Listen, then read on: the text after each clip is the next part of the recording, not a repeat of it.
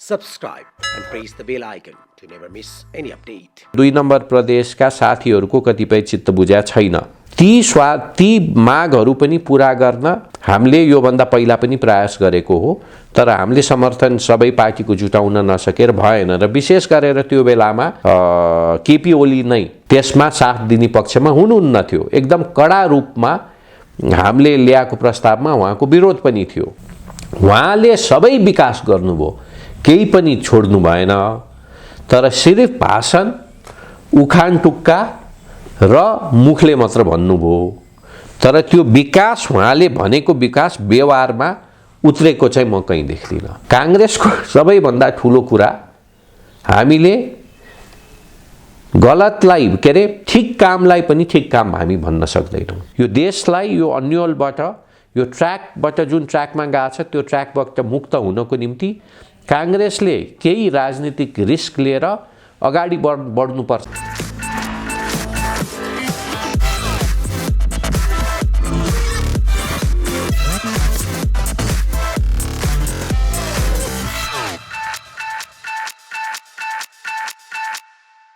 नमस्कार, स्वागत छ canadaNepal.com मा। म छु मोनिका सिंह। तपाईं हेर्दै हुनुहुन्छ कार्यक्रम सार्थक प्रश्न र आज सार्थक प्रश्नमा हामीसँग कुराकानी गर्नका निमित्त कांग्रेसका युवा नेता, अत्यन्तै चर्चित नेता उदय शमशेर राणा हुनुहुन्छ। स्वागत छ सार्थक प्रश्नमा। Thank you. हजुर, अहिलेको देशको राजनीतिक अवस्थालाई चाहिँ उदयजी कसरी हेरिरहनु भएको छ? हेर्नुस्, यो अहिलेको राजनीतिक अवस्था अत्यन्तै अन्यल छ। यो हाम्रो नेपालको राजनीति विशेष गरेर माओवादीको द्वन्द्व सुरु भएपछि अन्यलको परिस्थितिमा आयो र अहिलेको यो 74 सालको निर्वाचन पछि चाहिँ नेपाली जनतालाई स्थायी चाहिएको थियो, स्थिरता चाहिएको थियो, विकास चाहिएको थियो। त्यही कारणले पनि यो अब मिलिजुली सरकार भन्दा पनि एकलौटी एउटा पार्टी, एउटा समूहलाई, एउटा गठबन्धनलाई भोट दिने भनेर उहाँहरूले नेकपालाई 2/3 को समर्थन दिएर संसदमा पठाएर त्यही अनुसार केपी ओली प्रधानमन्त्री हुनुभयो। तर त्यो हुँदै पनि लगभग 1.5 वर्षपछि अन्यल यो देशमा सुरु भयो। त्यो माथि कोभिड र लकडाउनको समयमा पनि जनताप्रति केन्द्रित हुनुभन्दा पनि उहाँहरू कुर्सीप्रति केन्द्रित भएर अत्यन्तै ठुलो अन्यलको परिस्थिति आछ। अब नेकपा र माओवादी, एमाले र माओवादी फुटिसकेको छ। एमाले भित्र पनि विभाजनको परिस्थिति छ। अहिले तपाईको हाम्रो जनता समाजवादी पार्टीमा पनि अन्यल देखिरहेको छ। सरकारसँग बहुमत छ कि छैन भन्ने कुरोमै अन्यल छ। अहिले तपाईको माओवादीले समर्थन सरकारको यत्रो झगडा हुँदै पनि फिर्ता लिइसकेको छैन। त्यसैले हामी काङ्ग्रेस पनि अहिले अलमल्लेर बसेको छौँ, किनभने अहिलेको राजनीति भनेको हाम्रो हातको बाहिर हो। नेपाली जनताले पनि हामीलाई तिमीहरू अब 5 वर्ष लोभ नगरिकन विपक्ष दलमा बस्नु, विपक्ष बेन्चमा बस्नु भनेर हामीलाई आदेश दिइसकेको छ र हामी सरकारमा हतारेर जान इच्छुक छैन। तर हाम्रो पार्टीले निर्णय गरेर आवश्यक परे पनि हामी सरकारमा जान डराउनु हुँदैन भन्ने किसिमको निर्णय हाम्रो पार्टीले गरेको छ। तर त्यो पार्टीले निर्णय गर्दै पनि पदमा जान, प्रधानमन्त्री र मन्त्री बन्नको निम्ति यसपालि काङ्ग्रेस अलमलिँदैन।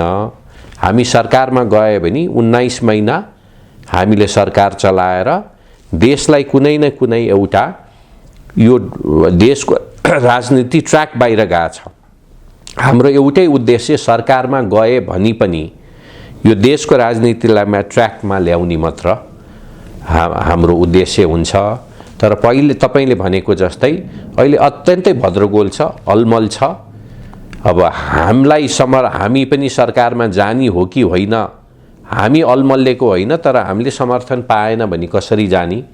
समर्थन पाए पनि भोटिङको दिन त्यही पार्टी अथवा त्यही साथीहरू हामीसँग हुन्छ कि हुन्न भन्ने कुरोमा पनि अलिकति हामीले ठ्याम्म कुरा बुझ्न सकिरहेको छैनौँ। तयारी नपुग्या भन्न मिल्यो यसको लागि चाहिँ। अहिले तपाईँले भन्दै गर्दाखेरि हामी आफै पनि अन्यलमा भएको हो या होइन भन्ने कुरा कन्फर्म भएको छैन, तर यो भन्दै जाँदाखेरि यो 3 वर्ष झन्डै 3 वर्ष बितिसक्यो होइन, काङ्ग्रेसको तयारी नपुग्या हो कि के हो? होइन, हेर्नुहोस्, एउटा कुरा, हामीहरू काङ्ग्रेसका नेतादेखि कार्यकर्ताहरू सरकारमा जाने मनस्थितिमा हाम्रो थिएन, अहिले पनि राम्ररी घुसिसकेका छैन।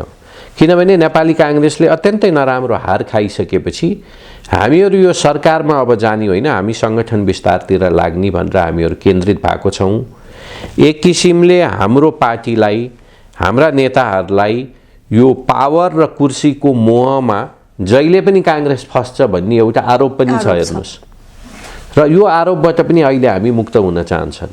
मेरो सुझाव पनि हाम्रो पार्टीका नेताहरू सरकारमा जाने हो भने जानै हुँदैन भन्दिनँ। एक किसिमको सोचाइ हाम्रो पार्टीभित्र के छ भने सरकारमा गयो भने त हामी पार्टी डुब्छौँ भन्ने छ, त्यो पनि होइन। तर पार्टी सरकारमा गए भने विभिन्न अरू पार्टीको, किनभने हामी एक्लै सरकार गठन गर्न सक्दैनौँ, हामीलाई कम्तीमा 2टा पार्टीको समर्थन चाहिन्छ, माओवादी र तपाईँको जसपाको समर्थन चाहिन्छ। उनीहरूको समर्थन लिए पनि बल्ल बल्ल हाम्रो बहुमत पुग्छ। तर उनीहरूको भयभरको शर्त मानेर हामी नै दास बनेर हामीहरूले जनताको हितमा काम गर्नुभन्दा उहाँहरूको हितमा काम गर्नुभन्दा त्यो शर्तमा सरकार जानुभन्दा बाहिरै बस्नु चाहिँ हामीलाई सहज हुन्छ भन्ने लाग्छ। कांग्रेसलाई चाहिँ जसपाको जति पनि अहिले शर्तहरू छ, किनभने जसपाले खुलेर भनिराख्नु भएको, जसपाका नेताहरूले भनिराख्नु भएको छ हाम्रो माग जसले पुरा गर्छ उसलाई चाहिँ हामी साथ दिन्छौँ। या त राजनीति भन्दा पनि आफ्नो व्यक्तिगत स्वार्थ देखिँदैछ राजनीतिमा होइन। त्यो भएर कांग्रेस चाहिँ अब जसपाको जुन मागहरू छ त्यो पुरा नगर्ने, बरु सरकारमा पनि नजाने भन्ने निर्णय हो। होइन, जनताको हामीले यो जुन जसपाको कुराहरू छ त्यो पार्टीगत स्वार्थभन्दा हामी बाहिर जान चाहन्छौँ। जनताको स्वार्थ त्यो उहाँहरूको माग सँगै जोडेर आए पनि त्यसमा हामीलाई आपत्ति हुँदैन, तर पार्टीगत स्वार्थ जोडेर आए भने चाहिँ कतिपय यो तराई विशेष गरेर 2 नम्बर प्रदेशका साथीहरूको कतिपय चित्त बुझ्या छैन। ती मागहरू पनि पुरा गर्न हामीले योभन्दा पहिला पनि प्रयास गरेको हो, तर हामीले समर्थन सबै पार्टीको जुटाउन नसकेर भएन। र विशेष गरेर त्यो बेलामा केपी ओली नै त्यसमा साथ दिने पक्षमा हुनुहुन्न थियो। एकदम कडा रूपमा हामीले ल्याएको प्रस्तावमा उहाँको विरोध पनि थियो, तर अहिले उहाँहरूकै कुरा मिलेको जस्तो छ। तर नेपाली काङ्ग्रेसले सरकारमा जान, हाम्रो पार्टी सभापतिलाई प्रधानमन्त्री बनाउन हामीले हाम्रो ढाड भाँचेर स्वार्थ चाहिँ मान्दैनौँ। जुन तपाईको जुन कन्डिसनहरू चाहिँ देश र जनताको विपरीत हुन्छ त्यो मानेर सरकारमा जान हुँदैन भन्ने मेरो धारणा। यथापि यो अन्यल परिस्थितिबाट देशलाई मुक्त गर्नको निम्ति केही गरी काङ्ग्रेसले कतिपय रिस्क लिनुपर्छ भने त्यो रिस्क पनि लिनुपर्छ। त्यसैले यो के गर्ने त तपाईले भनेको कुरा ठीक हो। त्यसैले काङ्ग्रेस पनि अलमल्या छ, काङ्ग्रेसले पनि के गर्ने भन्ने कुरोमा स्पष्ट हुनुहुन्न भन्ने किसिमको प्रश्न तपाईले गर्नुभयो, त्यो ठीक हो प्रश्न। बाहिरबाट देख्दा त्यही हो, भित्र पनि त्यही हो। तर यो माहौलै यस्तो छ र त्यो माहौल हाम्रो पार्टीभित्र पनि देशको राष्ट्र राजनीतिको माहौल त्यही छ। आज एक किसिमको निर्णय काङ्ग्रेसले गर्यो, त्यसको ठ्याक्कै भोलिपल्ट माहौल अर्को भयो भने अनि हामी न घर न घाट हुन्छौँ। त्यसैले हामीले क्लियर बनाइसक्यौँ, हामी सरकारमा जान तयार छौँ र हाम्रो समर्थन जुटाउनको निम्ति हाम्रो वरिष्ठ नेता रामचन्द्र पौडेलज्यू पनि महन्त ठाकुरजीसँग भेट्न गइसक्नु भएको छ। हामीले त्यतातिर पनि माहौल केन्द्रित गरेको छौँ, समर्थन जुटाउन खोजेको छौँ, तर त्यो जुटाउनको निम्ति पनि हामीले माहौल बुझ्नुपर्छ। तर अघि मैले भनिहालेँ, काङ्ग्रेसले सबैको शर्त कन्डिसन मागेर एउटा कमजोर सरकारको नेतृत्व गरेर हाम्रो पार्टी सभापति प्रधानमन्त्री बन्न हुँदैन। यथापि यो देशलाई यो अन्योलबाट यो ट्र्याकबाट जुन ट्र्याकमा गएको छ त्यो ट्र्याकबाट मुक्त हुनको निम्ति काङ्ग्रेसले केही राजनीतिक रिस्क लिएर अगाडि बढ्नुपर्छ भनी पनि काङ्ग्रेसले चाहिँ त्यो जिम्मेवारी लिनुपर्छ भन्ने हाम्रो सोचाइ हो। हजुर, जस्तो कांग्रेस प्रतिपक्षी दल कि सत्तारूढ दल? अहिले जनता अन्यलमा अहिले प्रतिपक्षी दल, एकदमै प्रतिपक्ष भएर गर्नुपर्ने कामहरू चाहिँ के गरे जस्तो लाग्छ? ठ्याक्क 1 2 3 भन्दाखेरि प्रतिपक्षले निर्वाह गर्नुपर्ने आफ्नो जिम्मेवारीहरू के गरे जस्तो लाग्छ? एउटा कुरा अब तपाईँ मिडियाकै मान्छे, यो मिडिया सम्बन्धी जुन बिल हाउसमा पेश भएको थियो सायद काङ्ग्रेसको त्यहाँ भूमिका नभएको भए त्यो बिल पास भइसक्थ्यो र तपाईले अहिले जुन हिसाबले खुला दिलले आएर तपाईले मलाई प्रश्न गरिरहनु भएको छ अथवा अरू मिडियाका साथीहरूले खुला रूपमा अहिले देशको प्रधानमन्त्री र राष्ट्रपति र काङ्ग्रेसका विपक्ष दलका नेता र अरू नेतालाई र ठुला व्यापारीहरूलाई विरोध गरिरहेछौँ, सायद जस्ताको तस्तै त्यो बिल हाउसबाट पास भएको भए अहिले तपाईले त्यो खुला दिलले मलाई प्रश्न सोधिरह हुनुहुन्थ्यो। त्यसैले मैले तपाईले प्रश्न सोध्नुभयो, तपाईको प्रश्न कता केन्द्रित छ भने काङ्ग्रेसको विपक्षमा बसेर अपोजिसनको अत्यन्तै कम भूमिका भन्ने केन्द्रित भएर तपाईको त्यो प्रश्न आएको हो। त्यसैले मैले तपाईहरुलाई नै हेरेर भनिरहेछौं, यो मिडिया सम्बन्धी यो अरू धेरै छ, तर मैले यो कार्यक्रममा छोटकरीमा उत्तर दिँदाखेरि यो मिडिया बिललाई प्रेस सम्बन्धी बिलहरू नै काङ्ग्रेस नभएको भए, काङ्ग्रेसले विपक्षमा बेन्चमा बसेर यो कुरा नउठाएको भए त्यो बिलहरू जस्ताको तस्तै पास हुन्थ्यो। अर्को भनेको तपाईको यो मानव अधिकार आयोगको जुन बिल पास भएको छ त्यो एउटा स्वतन्त्र निकाय हुनुपर्ने, तर जुन किसिमको प्रस्ताव सरकारबाट आयो पार्लिमेन्टमा त्यसले चाहिँ तपाईको ह्युमन राइट्स कमिसनलाई अटर्नी जेनरलको अफिसको एउटा शाखाको रूपमा प्रस्तुत गरेको थियो।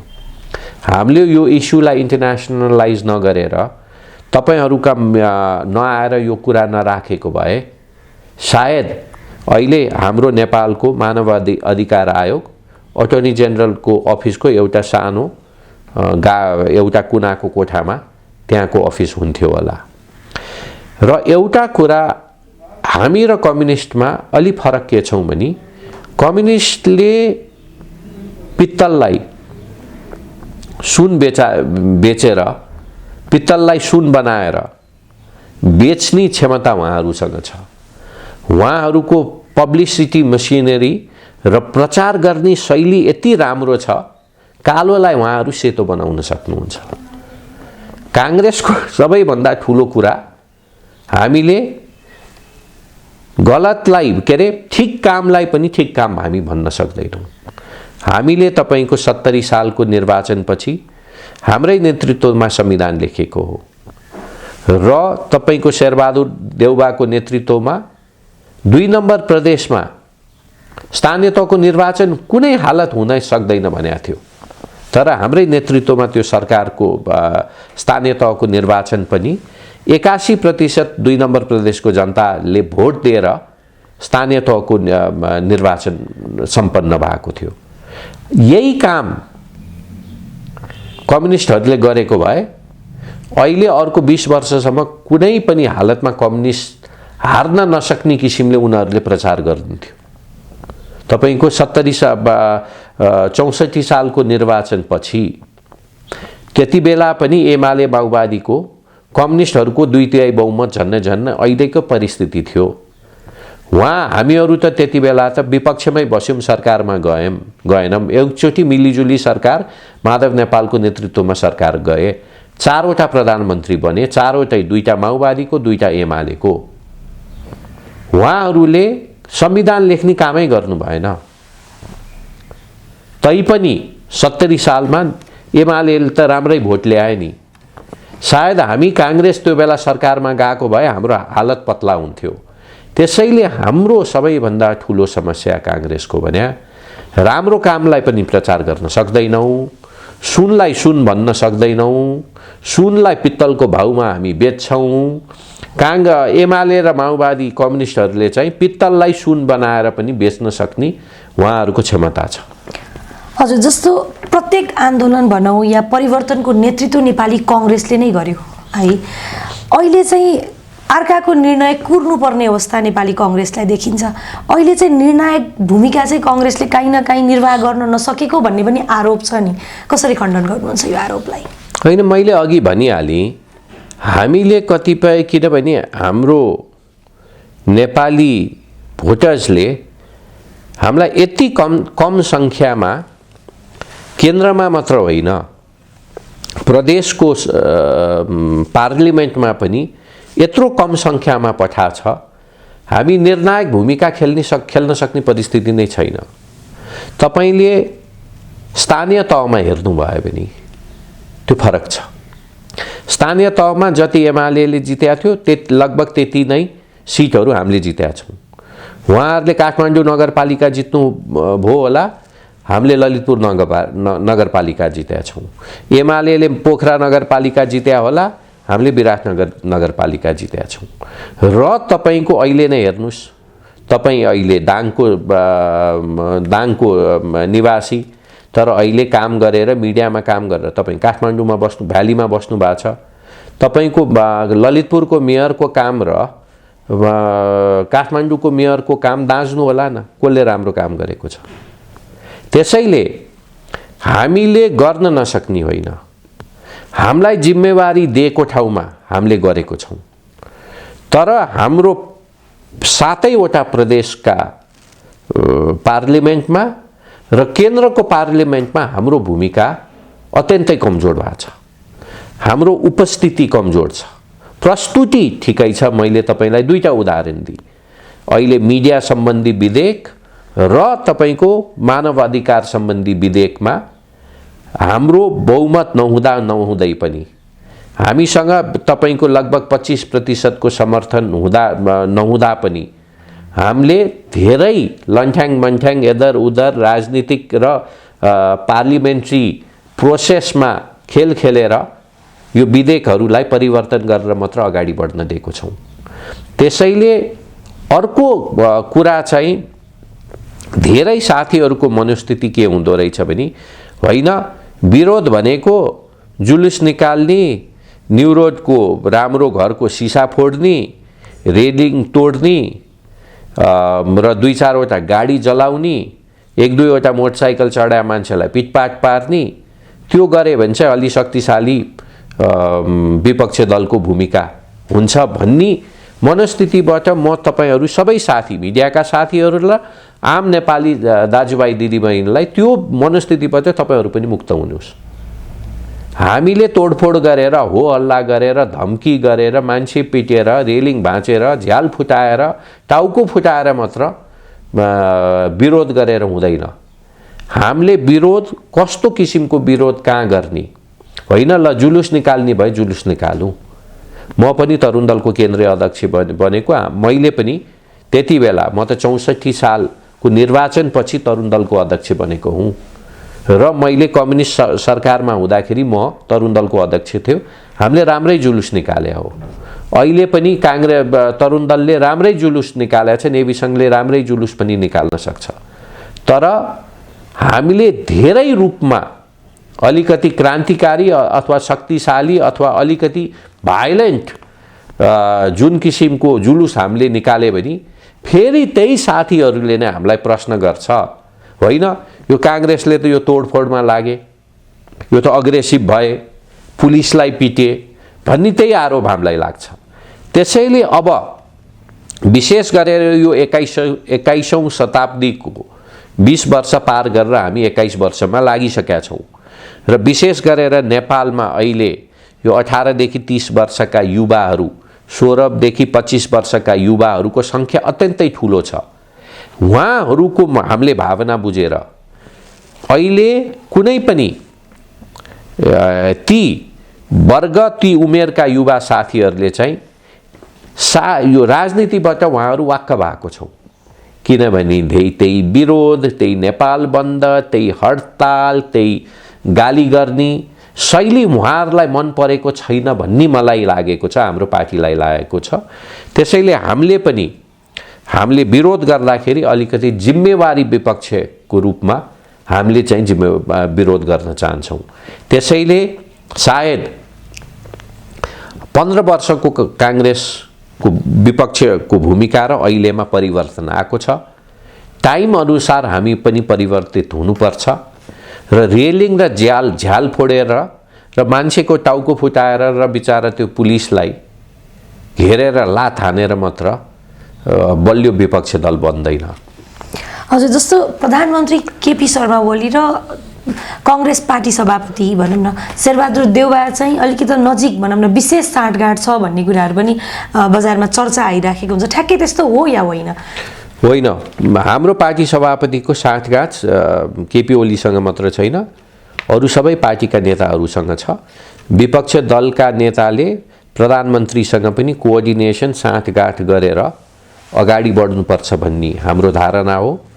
र तपाईको यो लकडाउनको समयमा यो जेठ असारतिर जब केपी सरकारको केपीलाई पार्टीबाट बाहिर निकाल्न प्रचण्ड अलिकति क्रियाशील भएको थियो, त्यो बेला त्यो तपाईलाई पनि सम्झना थियो होला।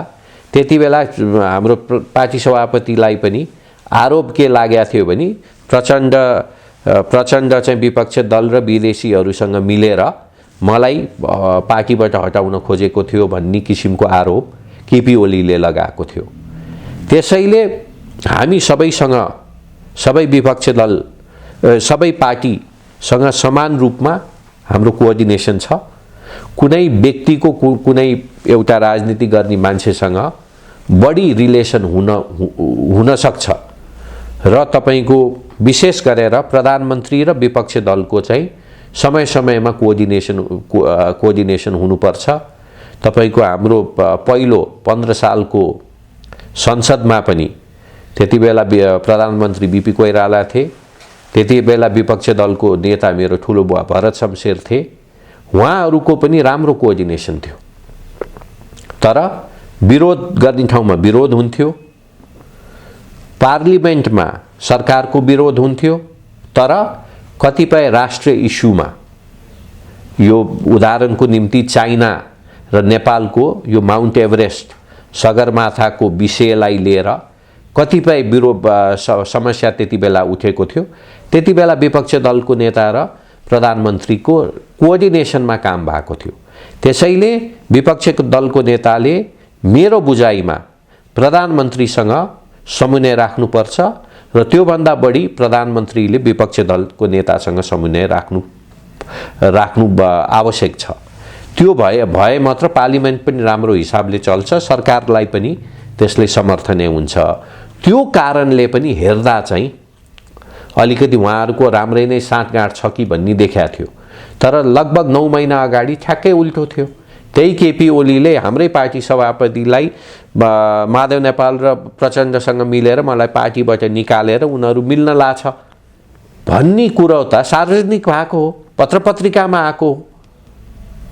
हामीले पनि सायद त्यो बेला प्रचण्डजीहरूले आँट गर्नु भएको भए अविश्वासको प्रस्ताव त्यो बेला हामी पनि राख्न लगभग रेडी भइसक्या हो, तर उहाँहरूले आँट गर्नु भएन। उहाँ अहिले आफै पार्टीबाट बाहिरिनु भयो होइन। त्यसैले हाम्रो पार्टी सभापतिले एकदम त्यो कुरा सही हो, प्रधानमन्त्री लगायत सबै पार्टीका नेताहरूसँग राम्रो समन्वय छ। कतिपय प्रधानमन्त्री र हाम्रो पार्टी सभापति र अरू हाम्रो पार्टीका नेता र कम्युनिस्ट नेताहरू सँगै जेल पनि पर्या हो, सँगै एकै ठाउँमा पनि खाएका हुन् उहाँहरू जेलमा बस्दाखेरि। त्यसैले समन्वय नै नहुने भन्ने कुरा छैन। समन्वय विपक्ष दलको पनि रुलिङ पार्टीका नेताहरूसँग कोअर्डिनेसनमा चाहिँ बस्नुपर्छ भन्ने यो मेरो व्यक्तिगत धारणा हो। हजुर, आज मात्र पार्टी सभापति देउवाले चाहिँ कांग्रेसभित्र कुनै पनि आन्तरिक विवाद छैन, कुनै पनि विवाद छैन भनेर भन्नुभएको छ। साँच्चै कांग्रेसभित्र कुनै पनि आन्तरिक विवाद छैन त? होइन, कांग्रेसभित्र अहिलेको यो इस्युमा आन्तरिक विवाद छैन, तर कांग्रेसभित्र हाम्रो गुट छ। कांग्रेसभित्र गुट हुन्छ। कांग्रेसभित्र मात्र होइन, कुनै पनि राजनीतिक पार्टी, त्यो नेपालमा होस् भारतमा होस् बेलायतमा होस् अथवा अमेरिकामा होस् अथवा जापानमा होस्, राजनीतिक पार्टीभित्र गुट उपगुट हुनु भने स्वाभाविक हो। तर हाम्रो पार्टीभित्र सरकारमा जाने अथवा नजाने इस्युमा हाम्रो विवाद छैन। सरकारमा जान हामी तयार छौँ, तर सरकारमा जाँदाखेरि भयभरको शर्त मानेर सरकारमा जान हामी तयार छैनौँ। हजुर, जस्तो अब आउने महाधिवेशनबाट चाहिँ युवाले नेतृत्व पाउँछ त? अब युवा भने के? अब म पनि 50 वर्ष पुग्नलाई म आफूलाई युवा भन्दिनँ, किन नेपालको संविधानमा हामीले नै लेखेको संविधानमा र तपाईँको युवा परिषद को व्याख्या अनुसार युवा भनेको 40 वर्षसम्मको व्यक्ति हो। एउटा कुरा चाहिँ 40 वर्ष नपुग्या मान्छे साथी चाहिँ हाम्रो पार्टी सभापति हो अथवा महामन्त्री अथवा उपाध्यक्ष चाहिँ हुनुपर्ने हो। तर यसपालिको महाधिवेशनमा हुन अलि गाह्रो होला। तर इङ्कित गर्दाखेरि अहिलेको परिस्थितिमा म पनि युवाको व्याख्यामा पर्छु, तर म आफूलाई युवा भन्दिनँ, किनभने मैले मेरो छोराहरू पनि ठुल्ठुलो हुन लागिसके। अहिले तपाईँको 40 वर्षको मुनिका व्यक्तिलाई मात्र हामीले युवा भन्नुपर्छ। मैले 50 वर्ष पुग्न लागिसकेँ फेरि म। त्यसैले हामी जस्तो मान्छेले पनि केही न केही पार्टीभित्र अवसर चाहिँ लिनुपर्छ। कतिपय साथीहरू पदाधिकारीमा पनि लड्ने होला। म चाहिँ पदाधिकारी होइन, केन्द्र सदस्यमा लड्छु। त्यसैले हामी युवाहरूले पनि यसपालि पार्टीभित्र चाहिँ हामीले जिम्मेवारी लिनुपर्छ। पार्टीको 1 नम्बर जिम्मेवारी लिन नपाए पनि, लिन नसके पनि युवाहरूले चाहिँ पदाधिकारीमा र बहुमत केन्द्रीय सदस्यमाहरू युवाहरू आउनुपर्छ भन्ने हाम्रो धारणा हो। र हामी हाम्रो पार्टीमा विभिन्न गुट, विभिन्न उपगुटमा हुँदै पनि हामी युवाहरूको छुट्टै उपगुट पनि हामी बनाएर एउटा युवाले अर्को युवालाई सहयोग गर्ने किसिमको वातावरण पनि हामीले बनाउनुपर्छ भन्ने मेरो धारणा हो। जस्तो काङ्ग्रेसले चाहिँ हैन ओली सरकारको विकल्प खोज्ने निर्णय गरे पनि, अहिले केही समय अगाडि निर्णय गर्यो नि त, विकल्प खोज्ने निर्णय गरे पनि त्यसले चाहिँ कार्यान्वयन गरेको चाहिँ देखिएन नि खासै। होइन, तपाईँको अस्तिको दिन रामचन्द्र पौडेल दाई गएर महन्त ठाकुरसँग समर्थन मागे, तर महन्त ठाकुरको कुरा धेरै पोजिटिभ आएन हैन। र महन्त ठाकुरको लगायत राजेन्द्र महतोको गुटको कुरा, त्यहाँ पनि उपेन्द्र यादव र बाबुराम एकतिर, महन्त ठाकुर शरद सिंहहरू अर्कोतिर छ। उहाँहरू चाहिँ सकेसम्म केपी ओलीलाई समर्थन दिएर त्यही सरकारमा जाउँ भन्ने उहाँहरूको सोच पनि जस्तो देखिन्छ। काङ्ग्रेससँग माओवादीसँग मिलेर सरकारमा गयो भने सायद मन्त्रीहरूको सङ्ख्या पनि उहाँहरूको निम्ति घट्न सक्छ, त्यो लोभ पनि लाग्या हुनसक्छ उहाँहरूलाई। त्यसैले राम्रो रेस्पोन्स महन्त ठाकुरजीले रामचन्द्र दाईलाई दिएन भन्ने कुरा मैले चाहिँ बुझेको हुँ। यो लगभग सार्वजनिक पनि भइसकेको छ। बाहिरी दबावका कारणले चाहिँ काङ्ग्रेसले यस्तो गरेको भन्ने, यो निर्णय गरेको भन्ने पनि आरोप छ नि नेपाली काङ्ग्रेसले। अब बाहिरी दबाव भने कोही साथीहरूलाई कोहीको चित्त बुझ्दैन भने बाहिरी दबावको कुरा आउँछ। मैले अघि भनिहालेँ, योभन्दा पहिला पनि केपी ओलीले हामीले काङ्ग्रेस र एक किसिमले हामी पनि प्रचण्डजीहरूको कोअर्डिनेसनमै बसेर केपी ओलीलाई त अलिअलि दुःख दिएकै हो। त्यो बेला पनि बाहिरी विदेशी शक्तिको आरोप लगाए। अहिले त्यो बेला केपी ओलीले आरोप लगाए, अहिले प्रचण्डहरूले केपी ओलीलाई विदेशी शक्तिको आरोप लगाएको छ। योभन्दा पहिला गणतन्त्र आउनु अगाडि जे तपाईँको राजनीति पाके पनि दरबारलाई दोष दिने हाम्रो बानी थियो। केही न केही दरबारको ग्रान्ड डिजाइन भन्थे। अहिले दरबार हटिसकेपछि अब विदेशी भन्छौँ। त्यसैले हामी नेपालमा राजनीति गर्ने हामी नेपालका राजनीतिक व्यक्तिहरू र विशेष गरेर युवाहरूले आफूले गर्न नसकेको अरूलाई दोष लाउने होइन। हामीले आफ्नो निर्णय कटिबद्ध भएर लिए भने जति ठुलो विदेशी शक्तिले पनि हामीलाई हल्लाउन सक्दैनौँ। तर त्यसको निम्ति हामी एक हुनुपर्छ। एउटा उदाहरण, हामी सबै संविधान सभाको सदस्य हुँदाखेरि लेख भन्ने विषयमा ठुलो दबाब थियो, तर सुशील कोइराला मानेन नि। हाम्रो पार्टी सभापति, काङ्ग्रेसको पार्टी सभापतिले मानेन। त्यसैले विदेशी दबाब, विदेशी इन्फ्लुएन्स भन्या हुन्छ। नेपालको राजनीतिमा मात्र होइन, तपाईको भारतको राजनीतिमा पनि अहिले तत्कालीन ठुलो अमेरिकन इन्फ्लुएन्स पनि देखिएको छ। योभन्दा 30 वर्ष अगाडि भारतको राजनीतिमा अमेरिकन इन्फ्लुएन्स पनि हुन्थ्यो। तपाईको युरोपको, विशेष गरी नेटो अन्तर्गतको देशहरूमा अथवा बेलायतमा अमेरिकन इन्फ्लुएन्स छ त्यहाँ। त्यसैले विदेशी इन्फ्लुएन्स भन्ने कुरोबाट हामी कहिले पनि मुक्त हुन सक्दैन। कुनै न कुनै रूपमा नेपालमा मात्र होइन, देश विदेशमा पनि भइरहेको छ। अमेरिका जस्तो देशमा अहिले ट्रम्पलाई जिताउन योभन्दा पहिलाको निर्वाचनमा पुटिन र रसियाको भूमिका पनि थियो भन्ने कुरो अहिले सबै च्यानलहरूमा यो कुरो तपाईले लगभग 4 वर्ष हामीले सुन्न पायौं। त्यसैले यो 21औं शताब्दीको इन्टरनेसनल पोलिटिक्समा फरेन इन्फ्लुएन्स, दबाब चाहिँ नभनौं, फरेन इन्फ्लुएन्स चाहिँ हुने गर्छ। सानो देशमा बढी हुन्छ, कमजोर देशमा, अलिकति शक्तिशाली आर्थिक रूपमा अथवा अलि ठुलो देशमा चाहिँ अलि कम हुन्छ। तर अमेरिका जस्तो देशमा चुनावसम्म रसियाको पुटिनले, रसियाले इन्फ्लुएन्स गर्यो भन्ने कुरो यो सार्वजनिक रूपमा सबै टेलिभिजन च्यानल र न्युयोर्क टाइम्सदेखि लिएर तपाईको हेरल्ड ट्रिब्युनदेखि लिएर टाइम्स अफ इन्डियादेखि लिएर गार्जियन जस्तो न्युज पेपर सबै ठाउँमा यो आएको हो।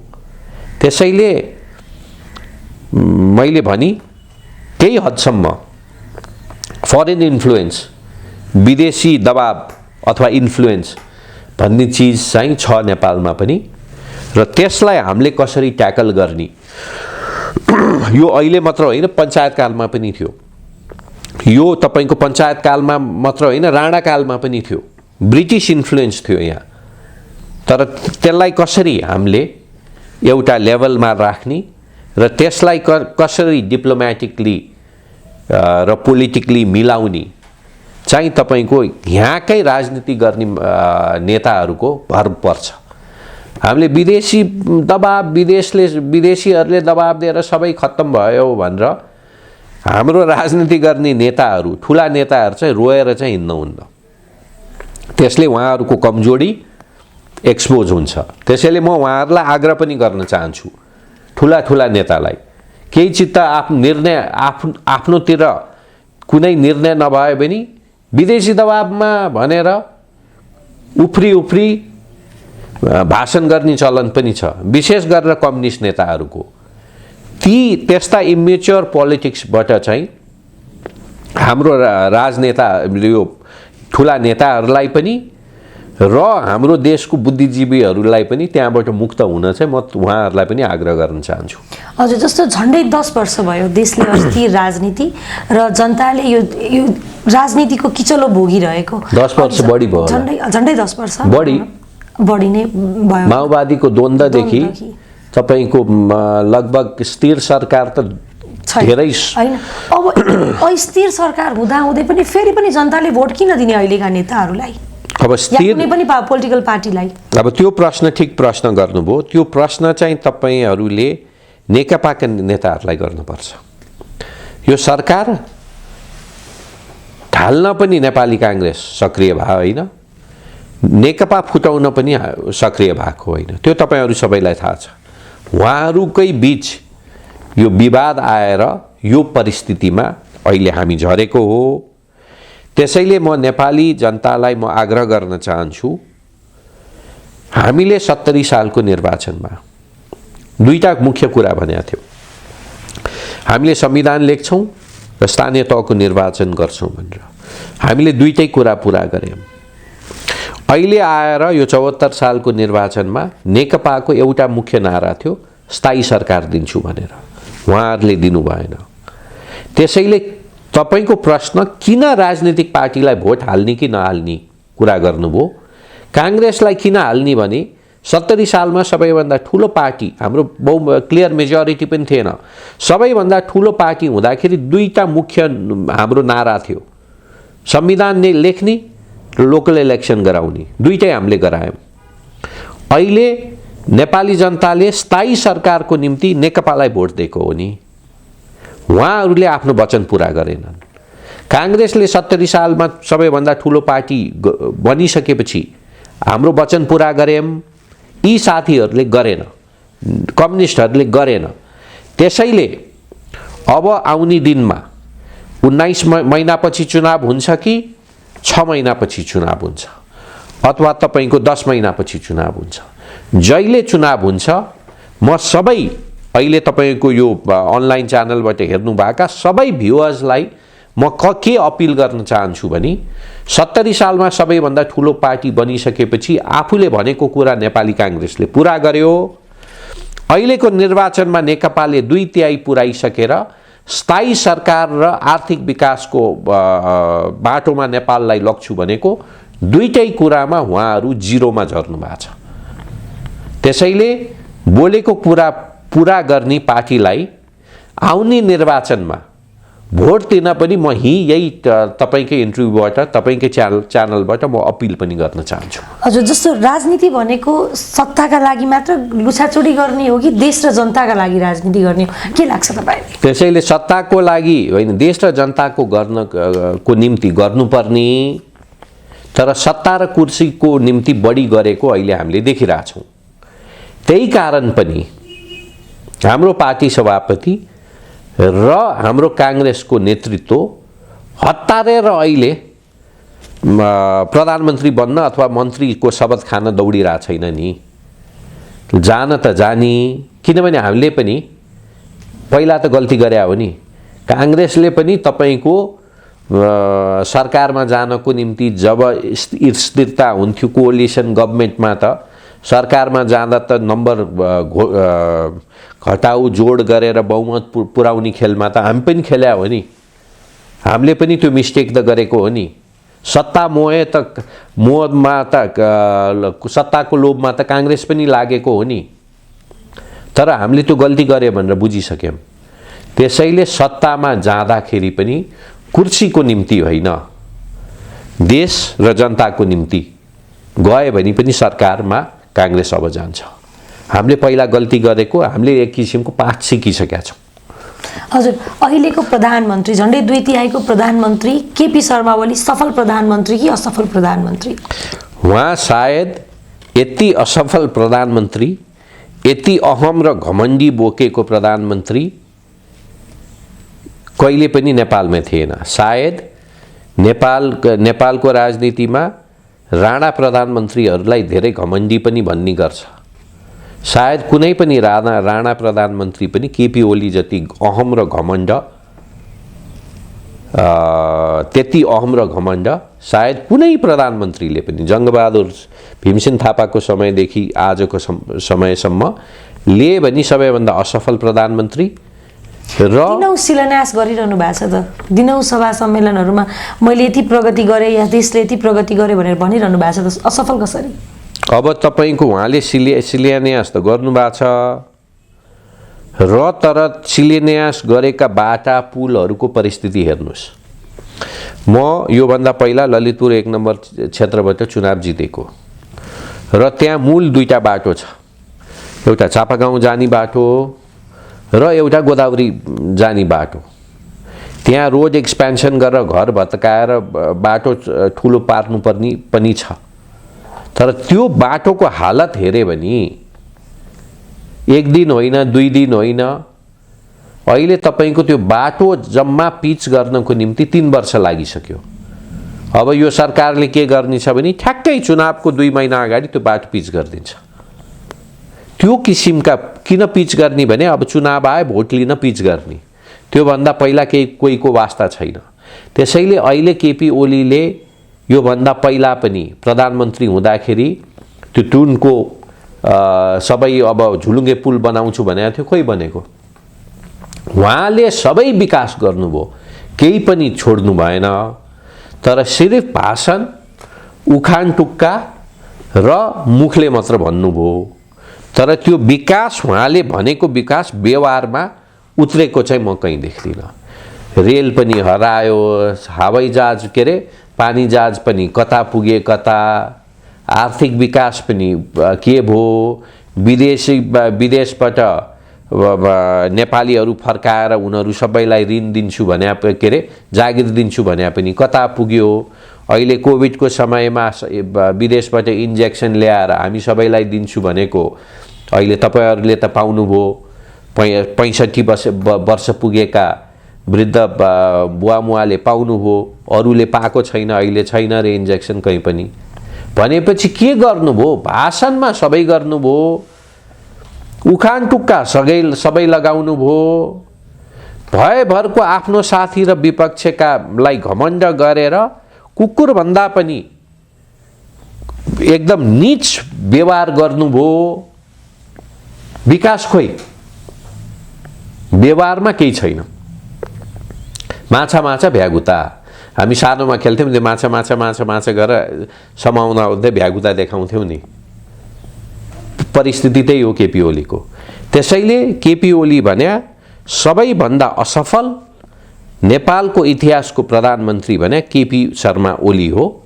र त्यति मात्र होइन, असफल मात्र होइन, अत्यन्तै अहम घमण्डले भरेको व्यक्ति। सायद आउने दिनमा यस्तो किसिमको प्रधानमन्त्री, यस्तो किसिमको व्यक्ति प्रधानमन्त्री होइन, कुनै पनि राजनीतिक जिम्मेवारी यस्ता मान्छेले नपाओस् भन्ने म कल्पना पनि गर्छु। हजुर, अन्त्यमा क्यानाडा नेपालबाट के भन्न चाहनुहुन्छ सम्पूर्ण दर्शकलाई? अहिले जुन देशको राजनीतिक अवस्था देखेर एकदमै अन्यलमा पनि हुनुहुन्छ र अलिकति चिन्तित पनि हुनुहुन्छ, के भन्न चाहनुहुन्छ सम्पूर्णलाई? म तपाईहरु सबैलाई आग्रह गर्न चाहन्छु, राजनीति भनेको तपाईले कसले कति सुन्दर बोल्छ, कसले कति राम्रो बोल्छ, कसले कति राम्रो भाषण गर्छ र भाषणबाट कसले आश्वासन दिन्छ त्यतातिर केन्द्रित होइन, कसले व्यवहारमा कसले काम गरेछ त्यो हेर्न चाहिँ मैले आग्रह गर्न चाहन्छु।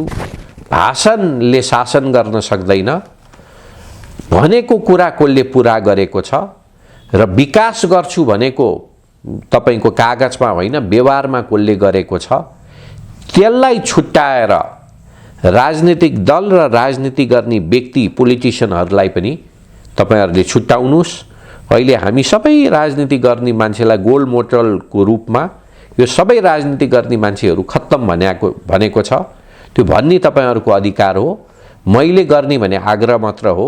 त्यहाँ भित्र पनि राम्रो मान्छे पनि होला, पार्टी पनि कोही पार्टी अर्को पार्टी भन्दा अलिकति फरक र राम्रो पनि हुन सक्छ।